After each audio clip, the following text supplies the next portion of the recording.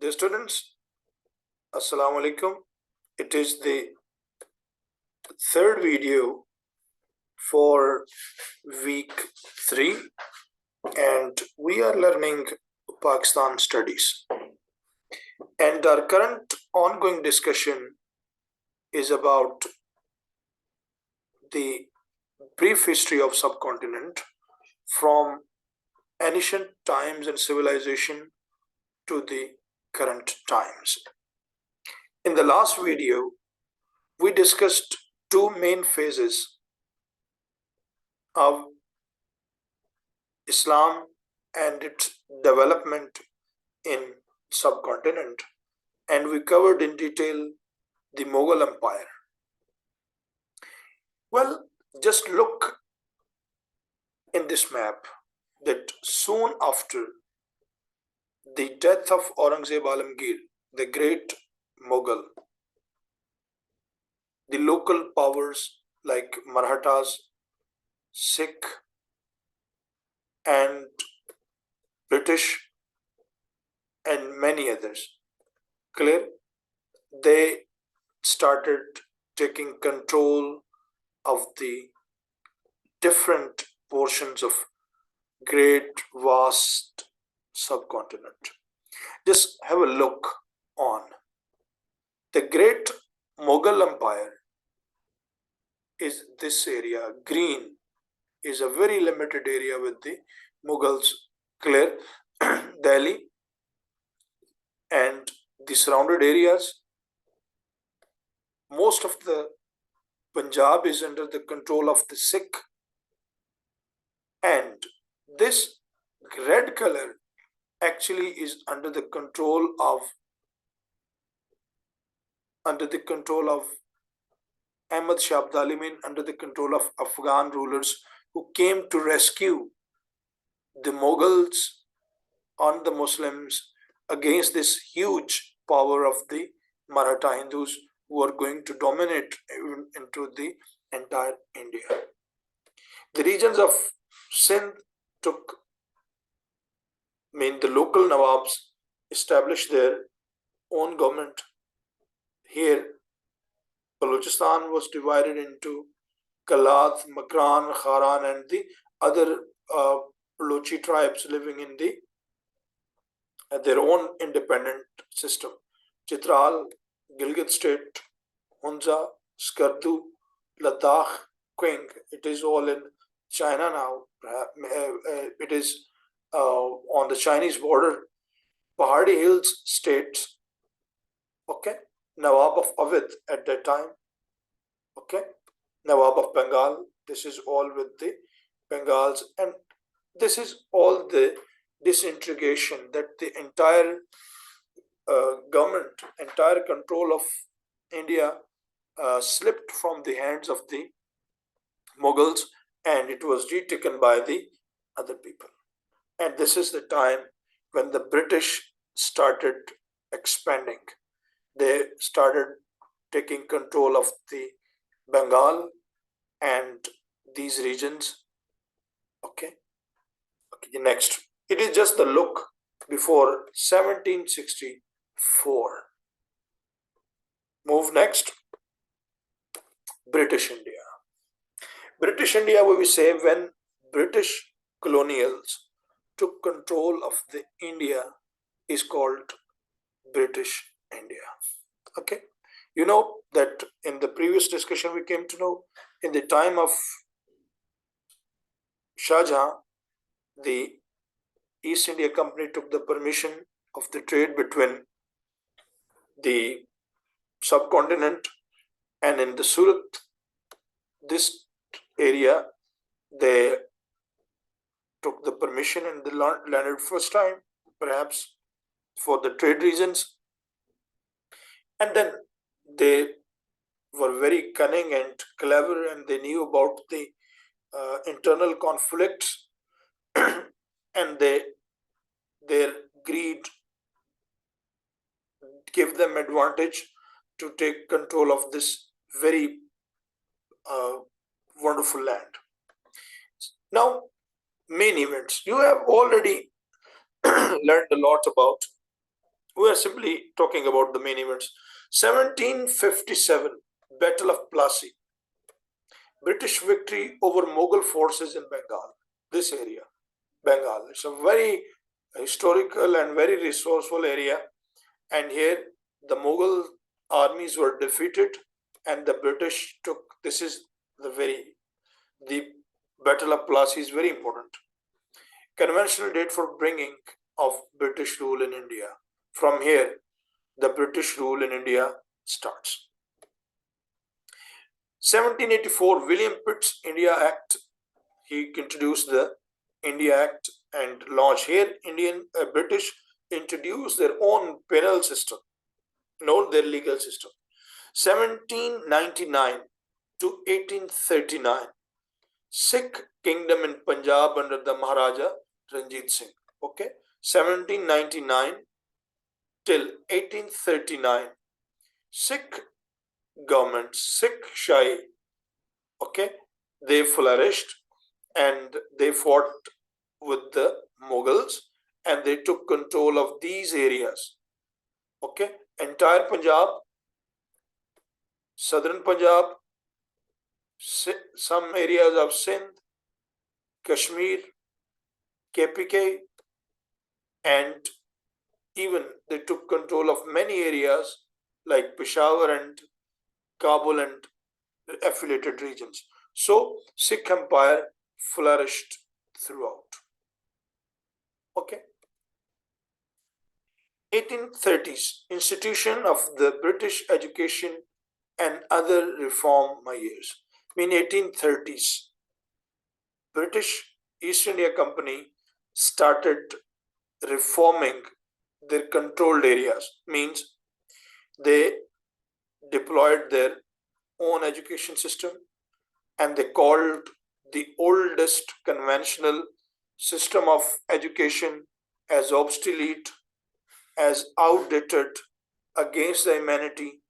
Okay, and they also removed the healthcare system of subcontinent. 1838 to 1842, First Afghan War. Clear? The British took control and even they had control over Kabul and the other regions. But this time, Afghanistan warriors, the Mir Amanullah Khan, they resisted. Okay. 1843, British annexed Sindh, Hyderabad, and Khairpur. The British took control of the Sindh, Hyderabad, and Khairpur regions, mean current day entire Sindh, they took control of this area.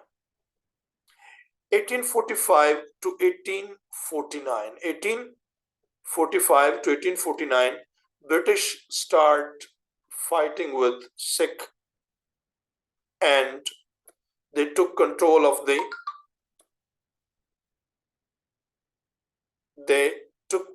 over the Punjab and they sold out the tough regions of Ladakh, Gilgit and Kashmir to the to Sikh ruler Gulab Singh and others. Clear? And now just look at the map and you would understand a lot more. These areas in brown, they are under the direct control of the British. See, such a huge area like Burma and Mizoram and Bihar, and these areas were where the British had taken the direct control. Whereas these areas in, say, purple, the areas were controlled by the local lords, but they were under control of the British. They would pay the British government booty and many things. I mean, here the British were ruling indirectly. Okay, and they are called princely states. This ones you must understand. Then when we are talking about the problems of subcontinent, here the princely state are very important. The biggest state was Rajasthan. Okay, other state Kashmir, Balochistan, Bombay, Okay, here there are many, Bhopal and Hyderabad. This is one of the very important state. Okay, Mysore and others, and there are many other states. And these are called presidency boundaries, that how the states were divided into their regions. And British also changed the boundary system already for their own convenience. Clear? I'm sure that you have understood the main events: Battle of Plassey, British rule in India, the emergence of Sikh, and the defeat of Sikh rule in the subcontinent. Should we move next? Okay. British expansion and the Muslim resistance. Remember this, that Muslims were the only one who had more loss, because British in large replaced the Muslims. Muslims were leading in all. Whereas for Hindus, that was simply the change of masters. Before them, before the British, Muslims were their masters. Now the Christians, mean British, came and their marshal. Okay. And Muslim resistance against the British. And British, that's why, became very strict enemies of the Muslims, and they tried to destroy Muslims wherever they were. And they gave room to the local Hindus and other communities to develop. And resultantly, the Muslims became weak in all phases of life, and the others took control, and a new society emerged. Okay. East India Company, the British had emerged as the dominant force in South Asia. They replaced Sharia by what they termed as Anglo-Mohammedan law, mean they changed the law. Before the British, Sharia law was implemented. Okay, the Islamic Qanun, which the people, Muslims want, they were implemented. But British changed it, and they simply name it Mohammedan law. And that was a limited use for simply the marriage and other rituals. अब इसका इस तरफ इतना इस्तेमाल रह गया था कि मुसलमान अपनी शादियां इस कानून के तहत करते थे. Otherwise, the trade and mechanism and penal code, that was all India Act. Okay, and they were in action. Urdu was replaced by English as the political official language. Okay, Urdu was replaced with English. They removed Urdu and they introduced English, and they developed many language centers in Hagli and Kolkata. British had established colleges where they teach their people both Urdu and English, especially their officers from England. And finally, when they prepared people who were very good in both, and then they replaced English and introduced English and discarded Urdu. Other great development, social development, when a new society emerged, the lords and people who resisted, they were out of the way. Okay, Qazi, justice system, they were replaced. Local colonies developed. Local new system emerged. Town head Nambardar, head of the village, came to be a representative of the government. Economic system changed. The old trade rules were changed. New rules were introduced. Banking system somehow came into being. Okay, and the use of interest, sood system, that emerged with force, and political systems emerged, that now everything was controlled by India, and they had introduced a new system that was called democratic, semi-democratic approach.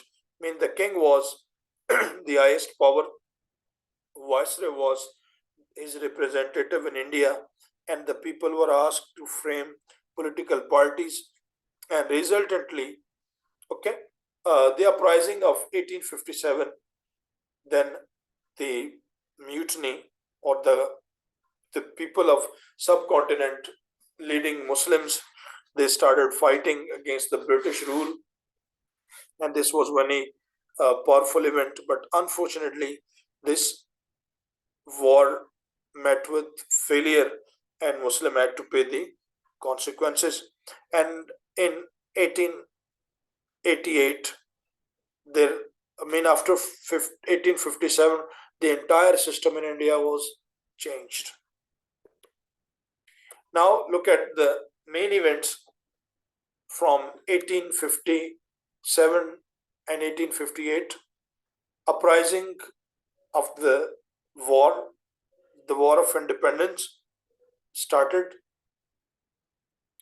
and 1858, British Raj formally implemented on India. 1878 to 1888, Second Afghan War.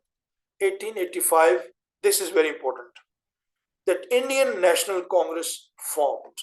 This is very important event in the political history of the subcontinent, that English bureaucrat A.O. Hume advised the notables of India, both Hindus and Muslims, to frame a political party on the pattern of the political parties Whigs and Tory in England, and they named it Congress. In the Congress, both Hindus and Muslims were as the participant, but Hindus were in majority, and they started thinking India to be a sole Hindu state. Hindutva ideology emerged here. In 1893, in the result of Afghan wars, Durand Line establishes a boundary between Afghanistan and the British India. Today's Durand Line, the boundary line between Afghanistan and Pakistan, is called British Durand Line, and it was established by Lord Durand and Amir Amanullah Khan, ruler of Afghanistan, and this boundary was settled for 100 years. 1905, partition of Bengal. This is a very important event in the history, that Bengal was a vast province, and British couldn't control it easily. They divided into two main categories, East and the West Bengal. But this was not acceptable for Hindus, because in East Bengal, Muslims were in the benefit.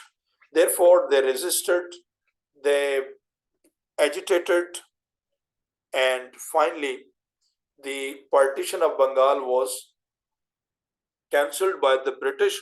And this event led Muslims to frame their own political party.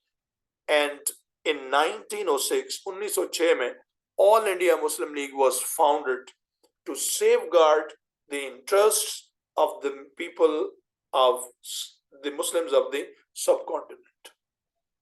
And this party, initially there were notable lords, included Nawab Wakarul Malik, Mohsinul Malik, and many others. Okay. In 1911 to 1919, First World War started. Okay. And in First World War, in India, India, partition of Bengal was annulled. Okay, in 1919, Montague reforms, and third Afghanistan. I mean, there were some reforms in the political system of the subcontinent, and they were given some rights. Okay, Montague reforms, clear. But this event is also important because in 1911 to 1919, in the First World War, Turkey, who was controlling custodian of Baitul Muqaddas and Makkatul Mukarramah, fought against the England, and they were defeated in war. And Muslims of the subcontinent uh, played or moved a movement, Tahrik-e-Khilafat, clear? And that movement is also very important history. Okay, 1935, Government of India Act 1935. The current day Constitution of Pakistan is very much a replica of the Government India Act 1935. And March 23rd, 1940, following the dreams of Dr. Allama Muhammad Iqbal, Chaudhry Rahmat Ali, All India Muslim League agreed to present Lahore Resolution of the separate homeland, and later on this came to be known as Pakistan Resolution. And this is when Pakistan, the people of subcontinent continent demanded formally the uh, the separate state. Okay, between them there is a huge story of sacrifices and elections. Okay, in 1937 election, the Congress took control of the entire India, and Muslims had to face very dire circumstances. Okay, but from 1940 to 1947, it is called the time of Pakistan movement.